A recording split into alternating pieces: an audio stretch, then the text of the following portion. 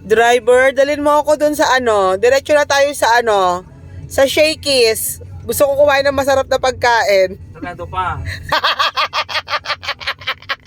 Huwag kang excited, mama. Ang tapang mo, driver. Umayos ka, driver, ha? Umayos ka. Ma'am, Kasi na akong ganyang lumalaban ka, ha? Manda ka sa akin sa baseball bat ko. Pagdating natin sa bahay, manda ka. Pag nakuha ko lang yung baseball bat ko, manda ka. Driver, ipark mo lang maayos, ha?